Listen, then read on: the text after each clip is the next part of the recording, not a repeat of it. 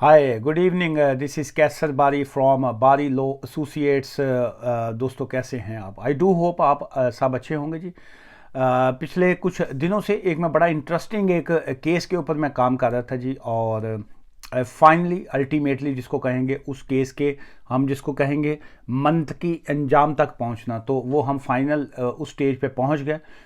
आज मैंने फिर डिसाइड किया कि जी कि मैं ये वाली जो सारी इंफॉर्मेशन जो है वो मैं आपके साथ शेयर करूं, ताकि बहुत से लोगों की जो है वो मदद हो सकेगी। और चूँकि बहुत से लोग जो हैं शायद वो इन चीज़ों से अवेयरनेस उनकी नहीं होती। वो जो रेलिवेंट मेरी क्लाइंट थी, ऑब्वियसली प्राइवेसी होती है, उनका मैं नाम तो नहीं ले सकता, लेकिन उन्होंने मुझसे रिक्वेस्ट की कि जी के सर आप जो है ये लाजमी इसके ऊपर एक वीडियो कीजिए ताकि बहुत से लोगों को अवेयरनेस मिले जो है। इशू क्या होता है कि आप अगर यूके में रहते हैं, आप ये स्पेशली आज का जो ये वाली वीडियो है इस अबाउट वुमेन्स जो है, ये औरतों के ऊपर है, वुमेन्स राइट के ऊपर है, औरतों के हकूक़ के ऊपर है, और उन बहनों बेटियों बच्चियों के नाम ये आज की वीडियो है। और मैं रिक्वेस्ट भी आपसे करूँगा कि आगे शेयर भी कीजिए ताकि बहुत से लोगों को, हमारी बेटियों को, बहनों को, बच्चियों को जो है वो अवेयरनेस मिल सकेगी कि किस तरीके से जो है वो विक्टिम बनती हैं जानते बूझते हुए या डायरेक्टली या इनडायरेक्टली जो है। ये केस यूँ ऐसे था कि जो एक हमारी बहन बेटी जो है वो यहाँ पे यूके में आई, मैरिज वीज़े के ऊपर यहाँ पे आई, और उसके बाद जो है वो उसकी जो पिछली लाइफ थी उसके हवाले से जो था काफ़ी ज़्यादा उसको हर्डल्स का सामना करना पड़ा कि जी के चूँकि अनफॉर्चुनेटली सिचुएशन ऐसी होती है कि ये चाहे इंडिया हो, पाकिस्तान हो, नेपाल, या ये जो थर्ड वर्ल्ड कंट्रीज़ जितने भी हैं, वहाँ पे लड़कियों को जो है वो ब्लैकमेल किया जाता है मुख्तलिफ किसी ना किसी तरीके से, मोहब्बत के नाम पे, फिर उसके बाद रिश्तों के नाम के ऊपर, शादी के नाम के ऊपर। और इवन के बहुत से केसेस में ऐसा भी देखने में आया कि जो एक लड़की है वो ब्लैकमेल हो रही है अपने ही खामन के हाथों, जो है वो किसी ना किसी तरीके से टॉर्चर कर रही है। फिर ये जो पंजाबी जिन्होंने कही था वटे सटे की शादी जो है, एक घर में एक बहन ब्याही है तो उसकी भाई या बहन जो है वो दूसरे घर में होती है। इस तरह के रिलेशनशिप में जो है वहाँ पे ब्लैकमेलिंग जो है वो आती है। फिर उसके बाद जो है ये मोहब्बत के नाम के ऊपर, फिर ये इश्क विश्क इस तरह की चीज़ों के ऊपर जो है बाज़ का जो है वो एक पार्टी जो है, ख़ासकर वो जब सिंसियर होती है तो दूसरी पार्टी जो है वो मुख्तलिफ तरीके से को पिक्चर्स का बना लेना, वीडियो को। चूँकि आजकल सोशल मीडिया और ये बाकी चीज़ों की वजह से आपको मालूम ही है कि जी के कैमरे, हिडन कैमरे और इस तरह की चीज़ें जो हैं वो काफ़ी हद तक हैं। और बाज़ का आप जज्बात में या जिस वक्त आप अपने हस्बैंड के साथ हैं या बॉयफ्रेंड के साथ हैं, तो बहुत से लोग जो हैं वो सेल्फीज़, वीडियोज़ या बाकी चीज़ें जो है वो कर लेते हैं। ये इस तरह की चीज़ें खैर जब हो जाती हैं तो उसके बाद जिस वक्त आपके रिलेशनशिप में ब्रेक आता है, जब रिलेशनशिप ख़त्म होता है, टूटता है किसी भी वजह से, तो वो दूसरी पार्टी जो है वो सम टाइम ब्लैकमेल करती है। इसी तरह का एक इंसिडेंट जो था वो जो इंडिया से जो था एक्चुअली, लेकिन इसमें ये लाजमी नहीं है कि कोई वाक़या इंडिया का है या पाकिस्तान का है या बांग्लादेश का है तो स्पेशली जो है वो कानून उसी के लिए। हम इस वक्त यूके में हैं, हम यूके की बात कर रहे हैं। अवेयरनेस आपको देने का मकसद ये है, आप अगर यूके में शादी करके आई हैं या आप यूके में किसी और वीज़ा पे हैं, यूके में आप स्टूडेंट वीज़ा पे हैं, यूके में आप डिपेंडेंट वीज़ा पे हैं, यूके में आप स्किल्ड वर्कर वीज़ा पे हैं, यूके में आप जो है वो स्पाउस के वीज़ा पे हैं, या यूके में आप इंडिपेंडेंटली बग़ैर उसके किसी रिलेशनशिप के वीज़ा पे हैं, और आपको पाकिस्तान, इंडिया या बैक होम से जो है कोई किसी ना किसी तरीके से कोई ब्लैकमेल कर रहा है या तंग कर रहा है। अब यूके का कानून जो है वो इस हवाले से बहुत सख्त है, और बहुत से लोग जो हैं जो यहाँ पे रहते हैं वो यहाँ पे जानते हैं कि हम पुलिस प्रोटेक्शन जो है वो किस तरीके से ले सकते हैं, अदारों के थ्रू, वकीलों के थ्रू, गवर्नमेंट पुलिस के थ्रू वो ले सकते हैं। लेकिन जिस वक्त वो बैक होम को यहाँ पे छोड़ के आए होते हैं तो जो वहाँ के लोग हैं जिस वक्त वो आपको यहाँ पे बैठे हुए तंग करते हैं, तो आप ये समझते हैं या वो ये समझते हैं कि आप दूसरे कंट्री में बैठे हुए आप अपनी रक्षा जो है या अपना प्रोटेक्शन जो है या अपना लीगल राइट्स जो है आपका कोई नहीं है। हम जब चाहें आपको तंग कर सकते हैं और उसके बाद हम फ़ोन बंद कर सकते हैं या सोशल मीडिया के ऊपर से क्या फ़र्क पड़ता है। सो आज की वीडियो इसी के ऊपर है। अगर आप यूके में हैं, ऑब्वियसली यूके के अंदर रहते हुए आप अपनी प्रोटेक्शन या बाकी चीज़ें यूके लॉ के मुताबिक ले सकते हैं, लेकिन अगर आपको कोई बैक होम जो भी आपका कंट्री है वहाँ से यहाँ पे तंग कर रहा है, स्टिल आप यहाँ पे रहते हुए भी जो है आप अपना कानूनी हक को इस्तेमाल कर सकते हैं। जैसे अब ये कानून क्या है उसके ऊपर मैं बाद में आता हूँ, लेकिन पहले आपको ये पॉइंट बता दूँ कि आप किस तरीके से प्रोटेक्शन यहाँ पे ले सकते हैं। लोकल लॉ यूके का जो लॉ है वो यूके में आपको प्रोटेक्शन के लिए, लेकिन अगर बैक होम से कोई आपको तंग कर रहा है तो आप अगर इंडियन हैं तो आप इंडियन हाई कमीशन से, इंडियन एम्बेसी से जो है वो राब्ता करके उनसे, उनको कॉल करके, ऑब्वियसली वो यूके बेस्ड हैं, आप उनसे वो जब राब्ता करते हैं वो इमीडिएट आपको रिप्लाई भी देते हैं। तो सेम कानून जो आपके बैक होम कंट्री में लागू होता है वो यहाँ पे रहते हुए भी आपके ऊपर लागू होता है। थ्रू एम्बेसी, थ्रू कॉन्सुलेट जो है आप पुलिस मुकदमा जिसको कहेंगे, FIR जिसको कहेंगे, केस जो है वो बिल्कुल आप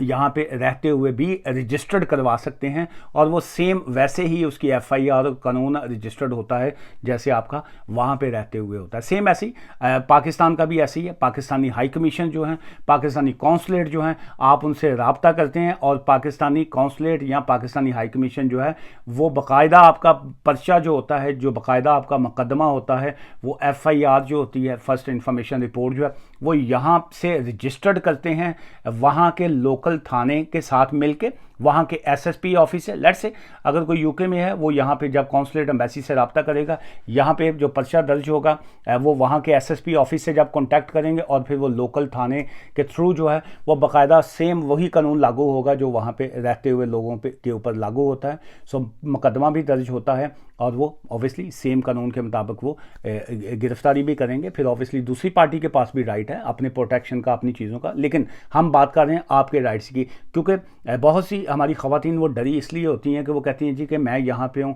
शायद वो वहाँ पे दूसरे कंट्री में कोई बंदा बैठा है, वो आपके लिए कुछ मतलब किस तरीके से हम उसको पकड़ेंगे या क्या है। सो आप बिल्कुल यहाँ पे रहते हुए भी दूसरे के ख़िलाफ़ FIR दर्ज करवा सकती हैं, उसको गिरफ्तारी उसकी दिलवा सकती हैं और बाकायदा उसको कानून के कटहरे में ला सकती हैं। अब हम आते हैं इसके असल पार्ट की तरफ कि है क्या। वर्बल एग्जाम्पल की अगर हम बात करते हैं, so verbal example of a sexual harassment की अगर हम बात करते हैं तो क्या कोई शख्स जो है दूसरे कंट्री में रहते हुए आपको इस तरह का हरासमेंट में आता है, चूँकि लोगों के माइंड में शायद ये है कि आप जब तक किसी को रेप नहीं करते, जब तक किसी को आप डायरेक्टली बदतमीजी ना करें, छेड़े ना, शायद उस वक्त तक कोई केस नहीं बनता। बिल्कुल नहीं है। अगर आप किसी को आप सोशल मीडिया के ऊपर, ऑनलाइन मीडिया के थ्रू आप उसको फ़ोन के ऊपर, व्हाट्सएप के ऊपर, मैसेज के ऊपर, इंस्टाग्राम के ऊपर, आप यूट्यूब के ऊपर,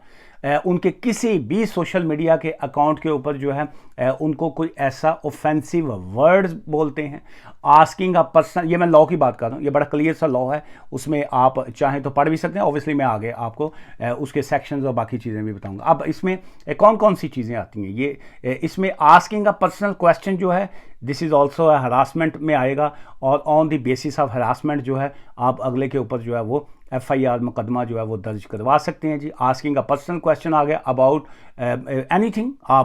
आप क्या कर रही हैं, आप क्या खा रही हैं, आपकी सेक्सुअल लाइफ कैसी जा रही है, क्या आप मैरिड हैं, आप शादीशुदा हैं, आप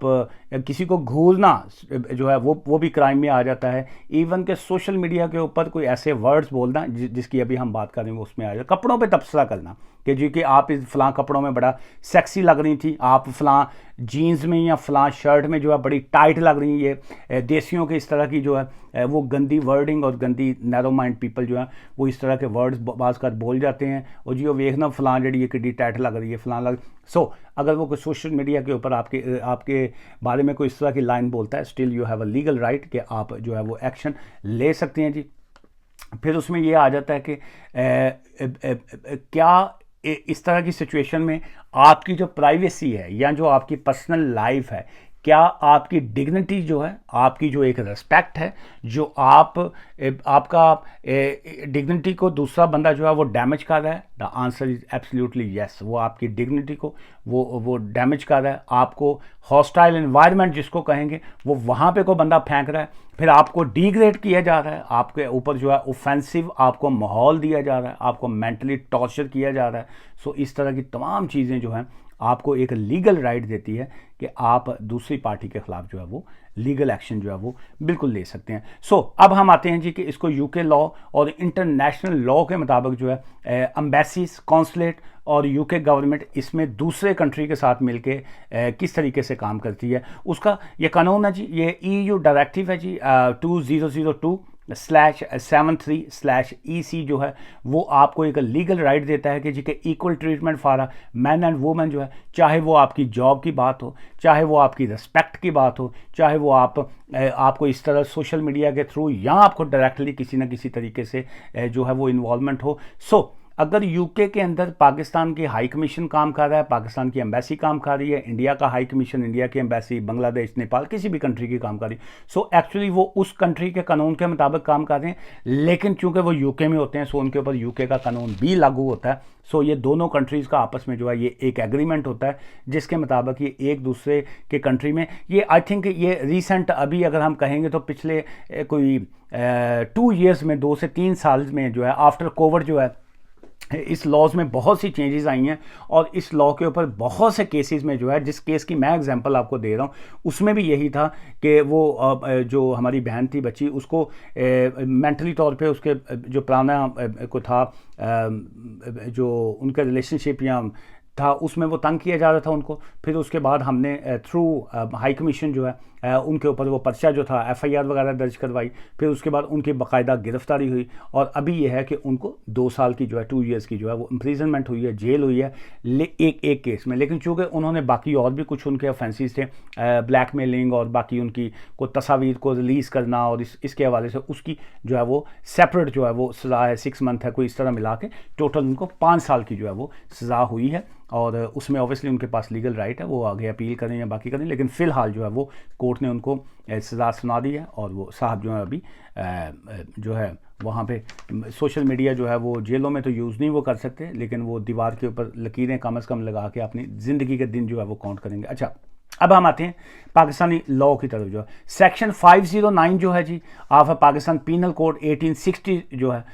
section 509 of Pakistan penal code 1860 जो है ये क्लियर इसमें है कि डिसरिस्पेक्टफुल वर्ड किसी को बोलना सोशल मीडिया के ऊपर या मैसेज के ऊपर, कॉल के ऊपर, किसी भी तरीके से, उसकी 3 साल सज़ा है और जुर्माना है। और इस ये है थ्रू यूके एम्बेसी, जो पाकिस्तान हाई कमीशन है, कॉन्सुलेट जो है वहाँ पे आप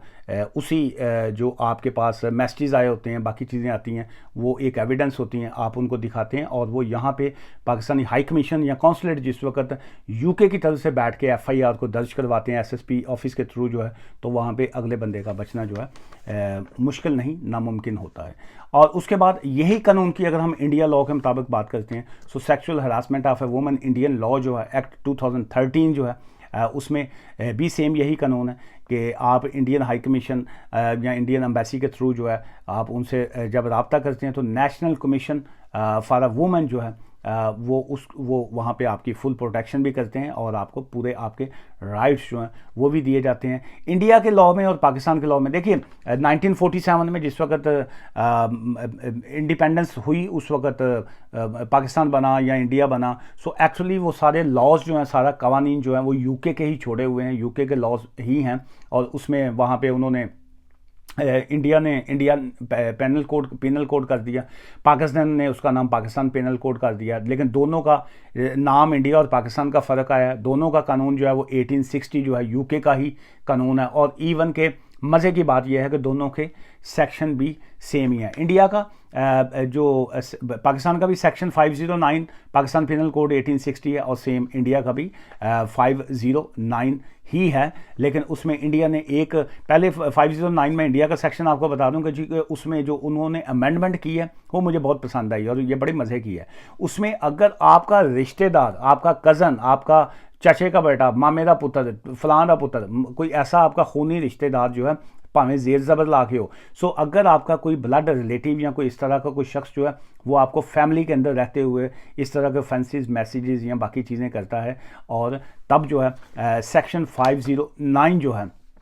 वो एप्लीकेबल होता है, और बाकायदा उसमें 1 साल से लेके फ्रॉम 1 ईयर से लेके 5 ईयर्स तक की इम्प्रिजनमेंट की सज़ा है। और वो डिपेंड करता है कि उन्होंने किस तरह की क्या चीज़ें जो है वो यूज़ की थी। और 509B की तरफ अगर आते हैं, सो ये उन्होंने इजाफा किया है इसमें, ये आई थिंक ये बड़ा एक गुड इजाफा है। इसमें उन्होंने क्या मज़े की चीज़ की है, इंडियन पेनल कोड जो 1860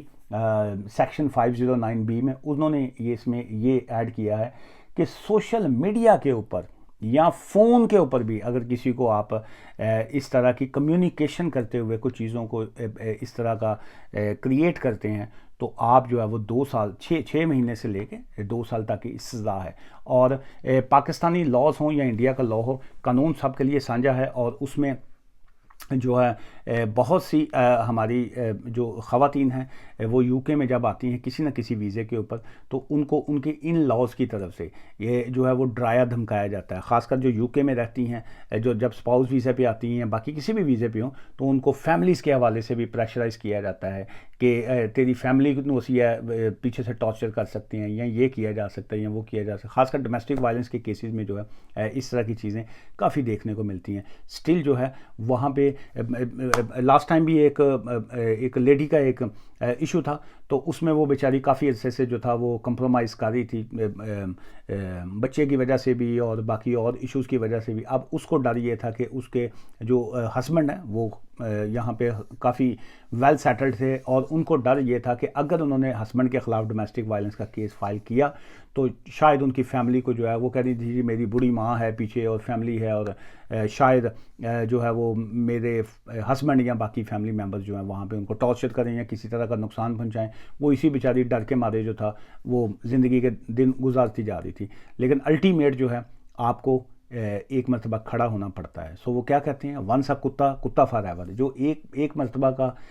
फजूल आदमी होता है, आपको एक मरतबा जो है वो स्टैंड आपको अल्टीमेटली लेना ही पड़ता है। और जुल्म सहना जो है ये भी एक अपने आप के साथ ज़्यादती होती है, और आपका ये राइट बनता है कि आप बगावत कीजिए अपने उस गंदे निज़ाम के ख़िलाफ़, अपनी उस गंदी सोच के ख़िलाफ़ जो आप लोगों को नैरो माइंड लोग जो हैं जिसमें धकेलते हैं। So being a human rights lawyer जो है मैं इसमें बड़ा क्लियर हूँ कि अगर जो है हर शख्स की एक अपनी आज़ादी है, वो यहाँ पे यूके में रहे, यूरोप में रहे या कहीं पे भी रहे, उसको उसकी इंडिपेंडेंट लाइफ में जो है उसकी इंटरफेरेंस हो या किसी भी तरह की उसकी लाइफ में जो कोई शख्स जो है वो उसको नुकसान देने की कोशिश करे, तो आपको अपने तमाम लीगल राइट्स जो है उसको इस्तेमाल करना चाहिए पुलिस के थ्रू, एम्बेसीज के थ्रू और बाकी चीज़ों को के थ्रू जो है। और उसमें सोशल मीडिया का डर, आपकी फैमिली का डर, ये बाकी चीज़ों के जितने भी खौफ होते हैं ये अल्टीमेट आप ही को नुकसान देते हैं। खौफ का बुत जो है वो आपने खुद से तोड़ना होता है। मौत अल्टीमेट आनी होती है। और ये जितनी हमारी बहनें इस वक्त जौन से भी वीज़े के ऊपर यूके में रहती हैं, अगर आप इस तरह की डोमेस्टिक वायलेंस की विक्टिम हैं या आपको अपना यहाँ से यूके से कोई खौफ है या आपको बैक होम से कोई खौफ दिलवाया जाता है या किसी और तरीके से आपको ये टॉर्चर मेंटली किया जाता है, तो आपको सामने आना चाहिए। ये यूके है, यहाँ पे कानून जो है सबके लिए साझा है, बराबर है। और अगर ये आपके माइंड में है कि जी कि वहाँ पे पाकिस्तान में या इंडिया में कानून लागू नहीं होता और वहाँ पे पुलिस आज़ाद है, वहाँ पे जो ताकतवर हल्का है वो जो है कुछ भी कर सकता है, तो जहन में रखिए जो है ऑब्वियसली अल्लाह की ऊपर वाले की ज़ात तो है ही है, लेकिन मैं एक वकील हूँ, मैं कानून की बात करूँगा। यूके में जिस वक्त बरतानिया हुकूमत की जानब से जब एम्बेसी के थ्रू जब FIR दर्ज की जाती है, तो वहाँ पे किसी का माई का लाल भी आपका कुछ नहीं बिगाड़ सकता होता। सो इसलिए ये कहना कि जी कि फ़लाँ बड़ा कोई जागीरदार है, फ़लाँ बड़ा कोई ताकतवर है और वो वहाँ पे करेगा, ये जो बाहर के कंट्रीज़ हैं जहाँ पे आप लोग बैठे हैं, बरतानिया जिस वक्त अपनी मदीयत जिसको कहेंगे अपनी खुद से जिस वक्त FIR दर्ज करेगा, तो वहाँ पे चीफ ऑफ आर्मी स्टाफ जो है वो भी कुछ नहीं कर सकता। दुआ में याद रखिएगा। ठीक है, बाय फॉर नाउ।